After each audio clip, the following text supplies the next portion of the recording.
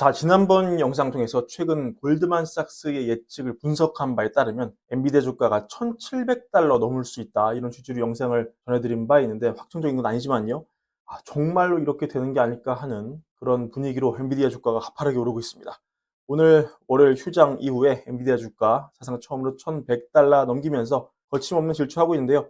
지난 주말에 일론 머스크가 스타트업 펀딩을 성공을 시켰죠. 스타트업 XAI에 60억 달러를 조달하는 시리즈 B 펀딩을 성공시켰습니다. 기업 가치를 240억 달러를 만들었고, 그래서 XAI는 오픈 AI 이어서 세계 2위 AI 스타트업이 됐고, 머스크는 실제 XAI 성공에 거의 명운을 걸고 있다는 평가가 나오고, 이 테슬라 이 AI 에이스들이 있을 거 아니에요. 이분들을 XAI로 재배치하고, 다음 버전 챗봇이죠. 이 그록의 업그레이드판 내놓기 위해서 25년 가을까지 무려 10만 개의 AI 반도체를 구매해서 슈퍼컴퓨터를 만들겠다, 이런 계획을 세우고 있는데, 그러면 이 AI 반도체 어디서 살까요? 당연히 엔비디아에서 사야 되겠죠. 이런 이유로 오늘 엔비디아 주가 7% 넘게 오르면서 단숨에 1,100달러 벽을 부셔버렸습니다. 골드만삭스 이런 보고서를 냈습니다. 최근에 제가 골드만삭스 보고서를 많이 소개해드리는데, 이 글로벌 HBM 시장이 2026년까지 300억 달러에 이를 것으로 예측을 한다. 3월 예측보다 무려 예측치를 30% 이상 늘렸다, 이렇게 오늘 보고서를 냈습니다.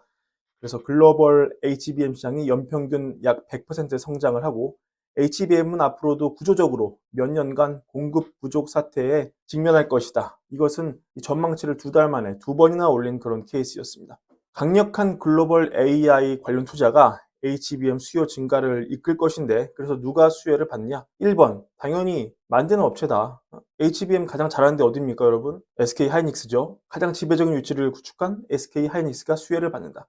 전체 HBM 시장의 50% 이상을 유지할 것이다.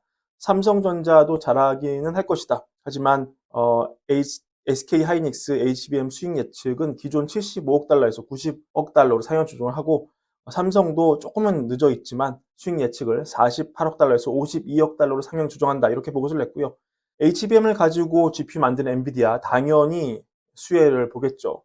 엔비디아의 데이터 센터 컴퓨팅 수익이 계속해서 증가할 것으로 보는데, 올해, 내년, 그리고 내후년 성장률을 112%, 잘못됐습니다.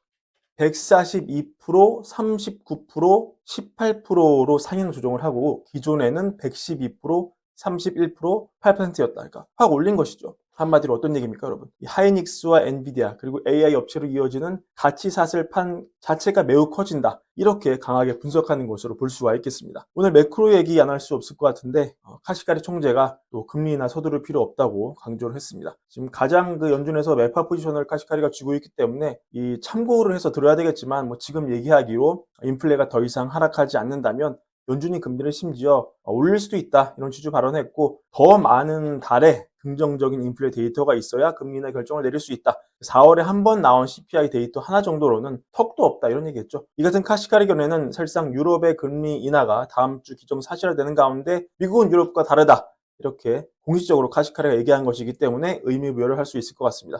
오늘 또 나온 얘기 중에 미국 컨퍼런스 보드의 소비자 신뢰지수, 이걸 빼놓을 수 없을 것 같은데, 5월 나온 게 102.0을 찍어서 3달 연속 하락을 하다가 갑자기 또 올라갔다, 다시 상승세로 전환을 했다. 전반적으로 이 강한 노동시장이 소비자들의 전반적인 평가를 끌어올리는 중이다, 이렇게 분석이 되겠습니다.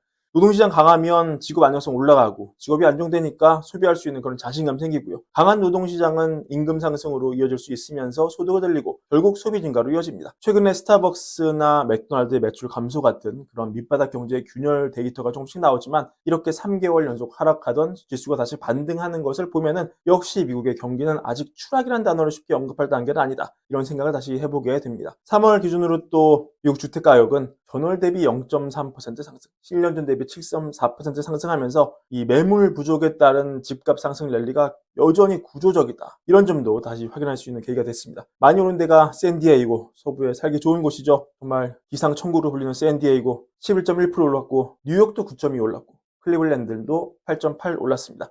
UBS가 S&P 500 목표 주가를 기존 5,400에서 5,600으로 올리면서 월가에서 가장 낙관적인 하우스 중의 하나로 자리매김하고 있고요. 이날 사실 5년물과 2년물 국채 입찰이 있었는데, 좀 안 팔렸어요. 상대적으로 좀 약한 그런 결과를 보여서 신념을 금리 또 많이 올랐죠. 전반적인 국제시장이 좋지 않았음에도 하지만 오늘 나스닥은 상승 마감했다. 17,000을 넘었다. 그러나 빅스 지수는 크게 올랐다. 이런 점은 이제 가는 테마만 가는 장으로 좀 굳어지는 게 아닐까, 이런 분석도 나오게 하는 그런 원인이 되고 있습니다. 일각에서 이런 분석이 나올 정도로 좀 차별화된 장세, 이런 측면이 나타날 공산이 크다. 실제 오늘 S&P 500 주업 기업 중에 350개가 하락 마감을 했는데 그리고 지수가 올랐다. 왜냐? 엔비디아를 비롯한 AI 테마 때문에 올랐다. 그럼 다우는 왜 내렸냐? 다우에는 엔비디아가 없기 때문이다. 지금은 바로 이런 양세다. 이런 게 오늘 이 나스닥의 상승과 다우의 하락을 보여주는 그런 징조가 아닐까, 그런 생각을 하게 합니다. 이런 점 참고하였으면 좋겠습니다. 오늘 브랜비어 준비한 영상 여기까지고요. 월걸브 구독과 좋아요도 함께 부탁드립니다. 감사합니다.